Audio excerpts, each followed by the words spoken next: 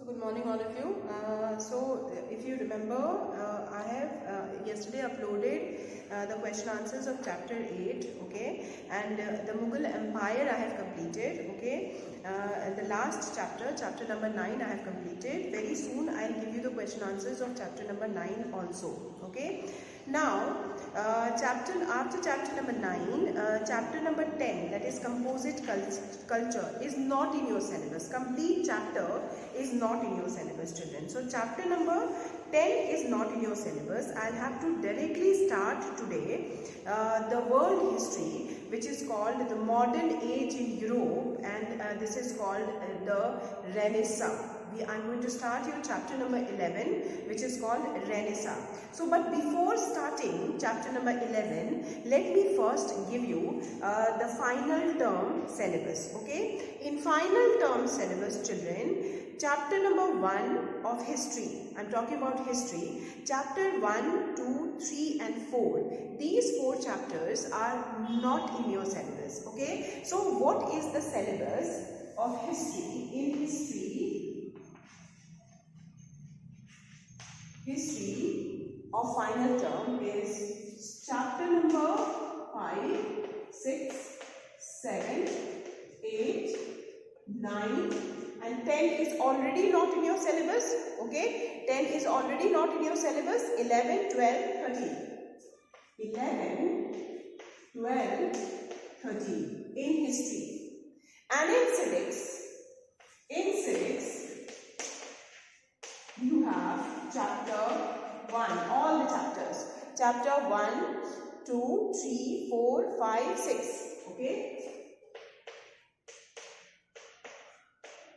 Okay. This is your syllabus of history for your final term examination. Is it clear to all of you? In history, you have to remember that chapter 1, 2, 3 and 4 and chapter number 10. Okay, chapter number 10 is not in the syllabus, but chapter number 1, 2, 3 and 4, we will not give questions from that chapter. So chapter number 5, 6, 7, 8, 9, 11, 12 and 13. And in civics, you have chapter number 1 to chapter number 6. Every chapter is the part of syllabus. Civics I have already completed. 3 more chapters I'll have to complete for your final term examination. Is it clear to all of you? Now, today I'm going to start your modern age in Europe, which is called Renaissance. I'm going to start Renaissance today. Okay, so under Renaissance, first you need to understand the meaning of Renaissance, alright? So I hope you will have written this. So I have just told you people that what is the syllabus of history for your final term examination. Now open your book, everyone, and open chapter number 11, that is called Renaissance. So what do you mean by Renaissance? When you talk about the European states, okay, in the 14th century, all right. So when you talk about Europe in 14th century, then Europe was was completely under the trap of the church. Is it clear? The church was the powerful agency at that time, okay. Most of the decision was taken by the church. What the people need to do, what kind of the life the people will have, everything, even the church was playing with the minds of the people. Is it clear? So, a revolution occurred in the 14th century, alright, in Europe, okay, against this kind of the ill practices which was being prevalent in the society of Europe at that time, and that revolution was called as Renaissance. So Renaissance means new era. Renaissance means rebirth. Renaissance means re-existence, new invention. So what do you mean by Renaissance? Renaissance means new invention. It means rebirth. Okay, and it is a new invention of what? New invention of several scientists emerged. They have invented several kinds of the machines at that time, which has brought a significant change in the life of the people of Europe at that time. there was a new invention in literature also. Earlier, whatever books or whatever authors were there, mostly their topic or subject was religious. They were only writing about Bible, they were only writing about Jesus, so mostly traditional and mostly religious. But due to this Renaissance as a revolution, what happened that many new kinds of the writers have occurred who have actually started writing about human being and about the sufferings of the human being. Something new happened in literature also. Not only in literature, in art, in architecture, in sculpture, alright, in every sphere of life, there was a new invention occurred in Europe, and that is why that period, it started in 14th century and continued till 17th century, was considered and called as the period of Renaissance. Is it clear to all of you? Same Renaissance chapter we are going to start now. So all of you open your book and see in your book, everyone. The term Renaissance means rebirth or revival. Then it stands for a complex traditional transitional movement in Europe between medieval and modern time, beginning in the 14th century in Italy and lasting into the 17th century. Is it clear? So what do you mean by Renaissance? Renaissance means rebirth or revival. Okay, it means a complex transitional movement. It was a very complicated transitional movement in Europe. Alright, why we say complicated? Because every sphere, whether it's society or economy or science or literature or art or sculpture or architecture, whatever sphere you take, there was a drastic change in the society. So very complicated transitional movement occurred in Europe, and it occurred in Europe between medieval and modern time, and it actually began in the 14th century from Italy, and then slowly and gradually it spread all over the Europe, and it lasted till 17th century. So what do you mean by Renaissance? Renaissance is the revolution which is called complex transitional movement, which was started in the medieval and modern times in Europe from Italy in 14th century and lasted up to 17th century, is called the modern age in Europe, which is called the Renaissance. Is it clear to all of you? Now see all of you in the book and see the first paragraph. The term Renaissance means rebirth or revival. It stands for a complex traditional movement in Europe between medieval and modern times, beginning in the 14th century in Italy and lasting into the 17th century. Then it marked the revival of the freedom to think and act without being controlled by any external agency. This is the most important line, children. It marked the revival of freedom to think and act. So Renaissance, it has actually given a freedom to the people to think and act without being controlled by any external agency. Okay, which was that external agency which was controlling the people? External agency was church.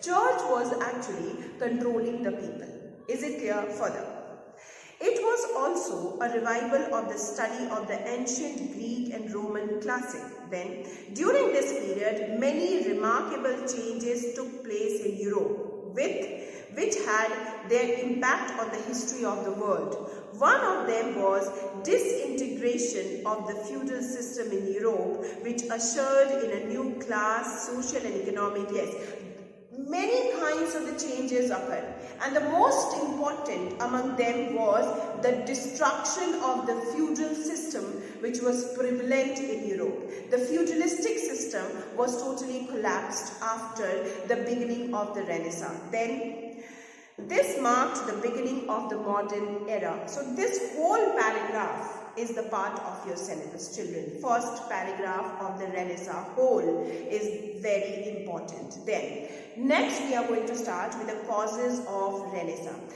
Under causes of Renaissance, children, many things are not in your syllabus. So I'll just turn the camera and I'll show you that what things are there in your syllabus, children. Okay, just see all of you in the book.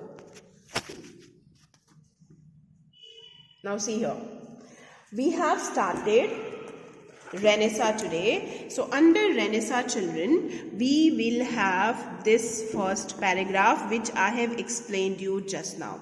This is the part of your syllabus. Then we need to start with the causes. Under causes, the first cause is not in your syllabus. That is capture of Constantinople is not in your syllabus. Even decline of feudalism is not in your syllabus. Okay, this is also not in your syllabus. Okay, what is in your syllabus is new trade routes. Okay, third one is in your syllabus. Then spirit of inquiry is also not in your syllabus. What is in your syllabus is invention of printing press is in your syllabus. Okay, children. So children, I told you people that now I have shown you in the books that first paragraph I told is in your syllabus, which I have explained. Then under causes, only 2 points are in your syllabus. The first point is new trade routes and second point is invention of printing press. Only 2 causes are the part of your syllabus of the causes of the Renaissance. Is it clear? Now let us study the new trade routes. All of you see in the book. The navigators of Portugal and Spain played an important part in the geographical exploration and discovering new trade routes. This is number 1 point, and let me explain you.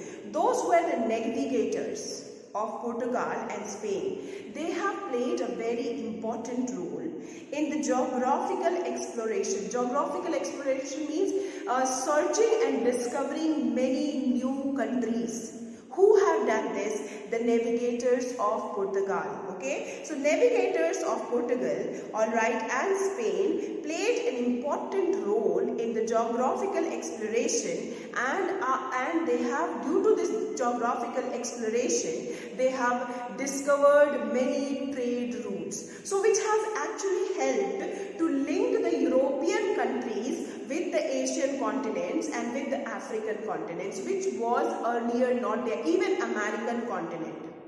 All these 3 continents got connected because of the navigators of Portugal, who have done a significant role in geographical exploration and searching the new trade routes. Is it clear? Further.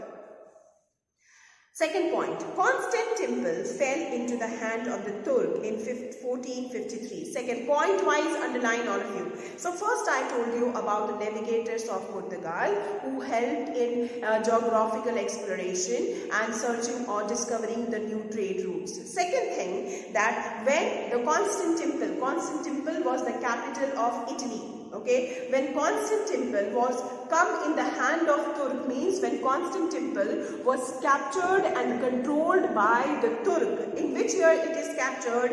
1453, and the trade route between west and the east was closed. So when Turk have captured Constantinople, then whatever trade route was there, which were connecting west with the east, was being closed. And who closed it? Turk. Second point. After that, as a result, the European traders and navigators felt the need for discovering new sea routes. Okay, so as you know, that those were the navigators, all right, of the Europe and the traders, because the connection of the east and the west was being closed by the Turk after controlling the Constantinople. The traders, the navigators, have now started searching for the new trade routes. Third point, further. Fourth point, Prince Henry, the navigator of Portugal, discovered a sea route to Africa. Now you see, Prince Henry, he was a navigator. He discovered a new sea route to Africa. Second, Bartholomew Diaz was successful in reaching the Cape of Good Hope at the southernmost point of Africa. Then third, Columbus discovered America in 1492. Then in 1498, Vasco da Gama sailed as far as India. So India is being discovered by Vasco da Gama. Is it clear? Then America was being discovered by Columbus. Then Bartholomew Diaz has discovered Cape of Good Hope at Africa, and then Prince Henry has discovered a sea route to Africa. So many discoveries are being done further. In 1498, Vasco da Gama sailed as far as India. Then Ferdinand Magellan made a voyage around the world and reached a vast ocean which he called the Pacific Ocean has been discovered.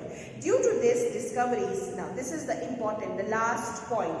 Due to these discoveries, contact between East and the West began to develop and there was a fusion of ideas. So the connection which was being closed by the Turk after capturing the Constantinople has again started beginning, and they have started, communicating with each other the new ideologies. Okay, further. The opening of new trade routes not only encouraged trade but also created the spirit of adventures and broadened the mental horizon of the people of Europe. Is it clear? So now see here. New trade route has actually become responsible for the Renaissance, because it started with the navigators of Portugal, who started doing geographical exploration and started discovering new trade route. Second, because Constantinople was being captured by the Turk in 1453 and Turk have closed the sea route from west to east. Then the traders and navigators of Europe had started searching for the new trade routes. Now see, they have searched so many trade routes. They have searched the trade routes to Africa. They have searched the trade routes to Cape of Good Hope of Africa. They have searched the trade routes to America, trade routes to India, trade routes to several Pacific Ocean. Several trade routes are being discovered. Due to this discovery of trade routes, it not only helped the European nation to spread their trade, but also it helped in the changing the mental horizon of the people of Europe, and which has actually contributed in the Renaissance. Is it clear to all of you? Now we are going to do the second course, which is in your syllabus, which is called Invention of the Printing Press. New trade routes, each and every line is very important, children. Now see the fifth one, that is Invention of the Printing Press. Okay, now see all of you in the book. The first printing press was set up in Germany by Gutenberg in the middle of the 15th century. So where the first printing press was being set up? It was set up in Germany. Who has set up? Gutenberg. Okay, then later on Caston introduced it in England. So Gutenberg has introduced printing press in Germany, and Caston has discovered printing press in England. Then due to this discovery of printing press, many changes occur in Europe. See this. The invention of printing press in the middle of the 15th century in Europe made it possible to produce books in large numbers. Because of the printing press, many books are being started produced. Then the Bible and many other religious and classical books were printed and made available all over Europe. Earlier, Bible was a property of church only. But now, due to the invention of printing press, Bible was being, printed, so many Bibles, and it was available all over the Europe. Then, the printing press spread knowledge far and wide. Scholars found it easier to read printed books than handwritten manuscripts. Then, in the Middle Age, books were few and they were beyond the reach of the ordinary people. Then, the printing press enabled Europe to multiply books and put them within the reach of people. Printing and distribution of books influenced people's attitude of life and brought about a new awakening in Europe, which lead to the period of Renaissance. Is it clear to all of you? So today I have completed What is Renaissance and what are the causes of Renaissance, and only 2 causes in your syllabus. First cause is new trade routes and second cause is the invention of the printing press.